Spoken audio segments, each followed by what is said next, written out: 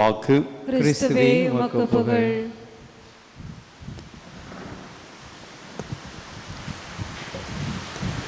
இன்றைக்கு நாம் படித்திருக்கக்கூடிய கானானிய பெண், அவருடைய மகள் உடல்நிலை சரியில்லாமல் இருக்கிற போது இயேசுவிடம் வந்து உதவி கேட்கக்கூடிய இந்த பகுதி. விவிலிய அறிஞர்களே இந்த பகுதியை விலக்கிச் சொல்வதற்கு மிகவும் சிரமப்படுகிறார்கள். ஏனென்றால் இதில் வரக்கூடிய ஒரு வாக்கியம், ஆண்டவர் இயேசு இந்த கானானிய பெண்ணை நோக்கி பிள்ளைகளுக்குரிய உணவை எடுத்து நாய்க்குட்டிகளுக்கு போடுவது சரியல்ல என்று இந்த கானானிய பெண்ணிடம் சொல்லக்கூடிய அந்த ஒரு வார்த்தை, ஏன் இயேசு இப்படி சொன்னார்? உதவி கேட்காதவர்களிடம் கூட உதவி கொடுத்த கடவுள், உதவி செய்த கடவுள். நிறைய இடங்களில் யூத மக்கள் அல்லாத பிற இனத்தார், புறவினத்தார், அவர்களுக்கெல்லாம் உதவி செய்த அந்த இயேசு இந்த பெண்ணிடம் வருகிற போது மட்டும் இப்படியாக சொல்லுகிறாரே என்று இந்த வார்த்தைக்கு சரியான விளக்கம் சொல்வதற்கு விவிலிய அறிஞர்களே சிரமப்படுகிறார்கள். நிறைய விளக்கங்களை கொடுக்கிறார்கள். அந்த விளக்கங்களை நாம் போனால் ரொம்ப டைம் ஆகும். இன்றைக்கு இயேசு அந்த பெண்ணிடம் நடந்து கொண்ட விதமும் அந்த பெண் இயேசுவிடம் நடந்து கொண்ட விதமும் நாம் பார்ப்போம்.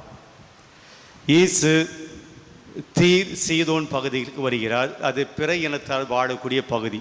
யூத மக்கள் அங்கே இருப்பதில்லை. இன்றைக்கி நம்முடைய வார்த்தையிலே சொல்ல வேண்டும் என்றால் அது ஒரு தீட்டுப்பட்ட ஒரு தாழ்ந்த சமூகம் வாழக்கூடிய ஒரு பகுதியாக நினைக்கக்கூடிய அந்த காலகட்டத்து சூழல், யூத மக்கள் இல்லாத ஒரு பகுதி. அந்த பகுதிக்கு வருகிற போது இந்த பெண் இயேசுவை எதிர்கொள்கிறாள். இயேசுவிடம் வந்து, ஐயா, என்னுடைய பெண் உடல்நிலை சரியில்லாமல் இருக்கிறாள், பேய் பிடித்திருக்கிறாள், அவளை குணமாக்குங்க என்று ஒரு வேண்டுதல் விண்ணப்பத்தை வைக்கிறாள். முதல்ல இயேசு செஞ்ச காரியம், அவர் எதுவும் பேசவில்லை. சில சமயத்தில் மௌனமாக இருப்பது நல்லது, ஆனால் எல்லா நேரத்திலும் மௌனமாக இருப்பது நல்லதல்ல. எப்போது நம்முடைய பதிலுக்காக, எப்போது நாம் பேச வேண்டும் என்கின்ற எதிர்பார்ப்போடு இருக்கிற போது நாம் பேசாமல் இருப்பது காயப்படுத்தக்கூடிய, அவர்களை நாம் கோபப்படுத்தக்கூடிய ஒரு காரியம். ஒரு ஆறுதலை தேடி, ஒரு நிம்மதியை தேடி நம்மிடம் யாராவது வருகிற போது, அவருடைய கவலைகளை எல்லாம் சொல்லுகிற போது, கஷ்டத்தெல்லாம் சொல்லுகிற போது அப்படியே கேட்டுட்டு சும்மா இருந்தோம் அப்படின்னா நாம் அவளை இன்னும் அதிகமாக காயப்படுத்துகிறோம். நான் மௌனமாக இருப்பதன் வழியாக நாம் ஒரு செய்தி சொல்கிறோம். இதெல்லாம் ஒரு பெரிய பிரச்சனை சொல்லி என்கிட்ட வந்து சொல்கிறேன், இதுக்கெல்லாம் நான் என்னத்தை பதில் சொல்கிறது என்று கூட எடுத்துக்கொள்ள முடியும். அவர் மௌனமாக இருப்பது என்பது நல்லது, ஆனால் எல்லா நேரத்திலும் மௌனமாக இருப்பது நல்லதல்ல. பேச வேண்டிய நேரத்தில் பேசுவது ரொம்ப அவசியம். எங்கள் இயேசு, ஒன்று நான் புதுமை செய்கிறேன், உனக்கு உதவி பண்ணுறேன், இல்லைன்னா உதவி பண்ணலை அப்படின்னு சொல்லி இருக்கணும். மௌனமாக இருக்கிறார். இது அந்த பெண்ணை இன்னும் அவமானப்படுத்துகிற, இன்னும் அவளை புண்படுத்துகிற ஒரு காரியமாகத்தான் அங்கே பார்க்கப்படுகிறது. அமைதியாக இருக்கிறார். ஒரு உதவியை கேட்கிற போது அப்படியே அமைதியாக இருந்துட்டு போகிறது சரியில்லை. செய்ய முடியும், செய்ய முடியாது. ஆனால் இயேசு இங்கே பதில் சொல்ல, இது முதல் ஆக்ஷன், இயேசுனுடைய ஒரு செயல்பாடு. அவர் அமைதியாக இருக்கிறார், பதில் சொல்ல. ரெண்டாவதாக அங்கே பார்க்கிறோம், இயேசு அங்கிருந்து கடந்து செல்லுகிறார். நிற்கலை. அந்த பெண் உதவி கேட்கக்கூடிய இடத்திலே அவர் நிற்கவில்லை, நின்று பதில் சொல்லவில்லை. அவர் போய்கொண்டே இருக்கிறார், கடந்து போகிறார். சீடர்கள் தான் சொல்கிறாங்க, அந்த பெண் பின்னாடி கத்திக்கொண்டே வருகிறாரு, அவளை அனுப்பிடுங்க. சீடர்கள் சொல்கிறார்கள். அப்படியான இயேசு அவாய்ட் பண்ணுறது போல, அந்த பெண்ணை அவாய்ட் பண்ணுறது போல, நடந்து போவது போல நமக்கு தென்படுகிறது. அந்த பெண்ணை அவர் ஒதுக்குகிறார், அந்த பெண்ணை அவாய்ட் பண்ணுறாரு. இது இயேசு செஞ்ச ரெண்டாவது காரியம். மூன்றாவதாக நாம் பார்க்கிறோம், அந்த பெண் மீண்டும் வந்து இயேசுவிடம் கேட்கிறார். அப்போதுதான் இயேசு சொல்கிறார், பிள்ளைகளுக்குரிய உணவு எடுத்து நாய்களுக்கு போடுவது சரியில்லை. இது இன்னும் அதிகமாக காயப்படுத்தக்கூடிய வார்த்தை. இல்லை, இப்போ முடியாதமா, நேரம் இல்லை, அப்புறமா வா என்று ஏதாவது சொல்லி இருக்கலாம். பசங்களுக்கு போகிற சாப்பாடு எடுத்து நாய்களுக்கு போடுவது சரியில்லை. என்ன சொல்ல வருகிறார்? உனக்கெல்லாம் இந்த உதவி செய்ய முடியாது. இது இயேசு சொன்ன இந்த வார்த்தை இன்னும் அந்த பெண்ணை காயப்படுத்தி இருக்கும். அதுக்கு பின்னாடி அவள் சொல்லுகிறாள், கீழே விடக்கூடிய அந்த ரொட்டி துண்டுகளை நாய்கள் தின்னுமே. அதன் பின்பாக தான் இயேசு அவளுடைய விசுவாசத்தை கண்டு குணப்படுத்துகிறார். It is too late. ரொம்ப தாமதப்படுத்தி குணப்படுத்துகிறார், தாமதப்படுத்தி உதவி செய்கிறார். உதவி என்பது இயல்பாக உடனடியாக வர வேண்டும். கேட்ட உடனே செய்வது தான் உதவி. அப்படி இழுத்தடித்து அது பின்பாக உதவி செய்வது என்பது அது உதவி அல்ல. இங்கே இயேசு அதை செய்கிறார், இழுத்தடிக்கிறார். ரொம்ப நேரம் பொறுத்து கேள்விகளை கேட்டு இதெல்லாம் பண்ணிட்டு தான் கடைசியில் உதவி செய்கிறார். இப்போ நமக்கு ஒரு கேள்வி வரும், இயேசு செஞ்சது சரியா? இயேசு இப்படி நடந்து கொள்ளலாமா என்று. இது ஒரு பக்கம். அந்த பெண் செய்த காரியம், இயேசுவை சந்தித்த உடனே அந்த பெண் இயேசுவை பார்த்து சொல்லுவோம், தாவீதின் மகனே, ஐயா தாவீதின் மகனே எனக்கு இறங்கும் என்று சொல்லுவோம். ரொம்ப கரெக்டாக பாயிண்ட் அவுட் பண்ணுறாங்க. இயேசு யார்? தாவீதின் மகன்.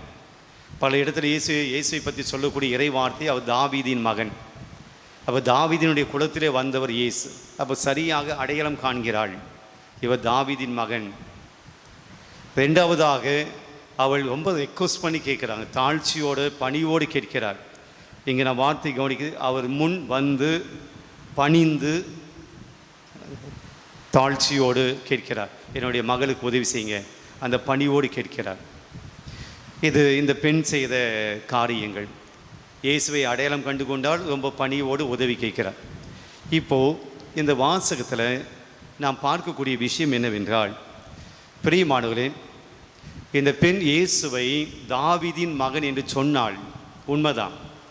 ஆனால் தாவீதின் மகன் என்று சொல்லக்கூடிய அந்த பெண் கானானிய பெண். இந்த கானானிய பெண் என்பது யூத அல்லாத ஒரு பெண், யூத கடவுளை ஏற்றுக்கொள்ளாத ஒரு பெண். யூத கடவுளை கடவுளாக ஏற்றுக்கொள்ளாதவர்கள், யாவே கடவுளை தங்களுடைய கடவுளாக ஏற்றுக்கொள்ளாமல் சிலைகளை வழிபடக்கூடியவர்கள், வேற்று தெய்வங்களை வழிபடக்கூடியவர்கள். அப்போ இயேசுவை கடவுளாக ஏற்றுக்கலை, ஆனால் கடவுளுடைய பெயரை மட்டும் கரெக்டாக சொல்கிறார். தாவீதின் மகன் என்று கடவுளுடைய பெயரை சரியாக சொல்லுகிறாள். ஆனால் இயேசுவை கடவுளுடைய மகனாக ஏற்றுக்கொண்டாளா என்பது டவுட். இயேசு என்ற பெயரை சொல்லுகிறவர்களெல்லாம் இயேசுவை ஏற்றுக்கொள்கிறார்கள், இயேசுவை ஏற்றுக்கொண்டார்கள் என்று சொல்லிட முடியாது. அப்போ இயேசு சோதிக்கிறார். நீ தாவீதின் மகனே அப்படின்னு சொன்னது உண்மைதான், ஆனால் நான் மெஸ்ஸியா என்பதை நீ ஏற்றுக்கிறியா? இதுதான் சேலஞ்ச். நான் மெஸ்ஸியா என்பதை நீ ஏற்றுக்கிட்டு தான் உதவி கேட்குறியா, அல்லது எல்லாம் சொல்கிற போல தாவீதின் மகனே என்று எல்லாம் சொல்வது போல நீ என்னிடம் உதவி கேட்கிறாய், ஆனால் இன்னொரு கடவுளை, இன்னொரு சிலையை கடவுளாக வழிபட்டு கொண்டிருக்கிறாய். உனக்கு யார் கடவுள்? இந்த தாவீதின் மகன் சொல்லி என்னை கூப்பிட்டியே, நான் உனக்கு கடவுளா? அல்லது கானானியர்கள் வழிபட்டு கொண்டிருக்கிற அந்த சிலைகளை வழிபட்டு கொண்டிருக்கிறாயே, அது உனக்கு கடவுளா? நீ முடிவு பண்ணிட்டு வா, அது பின்பாக நாம் பேசலாம். பெரியமானவர்கள் அது பின்பு தான் அவள் சொல்லுகிறாள், நான் யூத பெண் அல்ல. உண்மைதான், நீங்கள் சொல்வது உண்மைதான், நான் யூத பெண் அல்ல. யூதர்கள் வழிபடக்கூடிய அந்த கடவுளை நான் வழிபடக்கூடியவர்கள் அல்ல. யூதர்கள் வழிபடக்கூடிய அந்த யாவே கடவுளை நான் வழிபடக்கூடியவள் அல்ல. ஆனால் நான் வேற்று தெய்வங்களை வழிபட்டு கொண்டிருக்கவள் தான். ஆனால் அப்படி இருந்தும் கூட நீங்கள் எனக்கு உதவி பண்ணணும். இதுதான் தாழ்ச்சியினுடைய எல்லை. தன்னை அவமானப்படுத்தியிருந்தாலும், தன்னை காயப்படுத்தி இருந்தாலும், லேட்டாக உதவி செய்வதாக இருந்தாலும், நீங்கள் என்ன வேணால் சொல்லுங்கள், ஆனால் நான் உன்னை நம்பி வந்துட்டேன், நீங்கள் கடவுளை நான் ஏற்றுக்கிறேன், நீங்கள் இதை கொடுப்பீங்கன்னு நான் நம்புகிறேன், அதனால் நீங்கள் எனக்கு உதவி பண்ணுங்கள். சரண்டரிங் ஹர் செல்ஃப், முழுமையாக தன்னை இயேசுவிடம் அர்ப்பணித்தாள். அது பின்பாக இயேசுவை தேடி வந்தாளா அல்லது கானானிய கடவுளை வழிபட்டாளா, அது நமக்கு விவிலியம் சொல்லலை. அவள் இயேசுவை பின்பற்றினாள் என்றெல்லாம் சொல்லலை. ஒருவேளை கானானிய கடவுளை வழிபட்டு இருக்கலாம். ஆனால் அந்த இடத்துல நாம் பார்க்கக்கூடிய, இந்த விவிலியத்தில் இந்த பகுதியில் நாம் பார்க்கக்கூடிய மிக முக்கியமான செய்தி, தன்னை முழுமையாக ஏற்றுக்கொண்டாள். நான் கானானிய பெண் தான், கானானிய கடவுளை வழிபடக்கூடியவள் தான், உங்கள் கடவுளை நான் வழிபடாதவள் தான், ஆனாலும் நீங்கள் எனக்கு தயவு பண்ணி உதவி பண்ணுங்க. தன்னை முழுமையாய் அர்ப்பணிக்கிறாள், தன்னை முழுமையால் அடிபணிகிறாள். அந்த ஒரு நல்ல குணத்தை ஆண்டவர் பார்க்கிறார், சுகப்படுத்துகிறார். இன்றைக்கு நம்ம கொடுக்கக்கூடிய செய்தி. எந்த அளவுக்கு நம்மை கடவுளுக்கு முழுமையாய் ஒப்பு கொடுத்து விடுகிறோம், எந்த அளவுக்கு கடவுளுடைய கரங்களிலே அவருடைய பாதங்களிலே நம்மை முழுமையாய் அர்ப்பணித்து விடுகிறோம் என்பது இந்த கானானிய பெண் நாம் கொடுக்கக்கூடிய ஒரு பாடமாக அமைகிறது.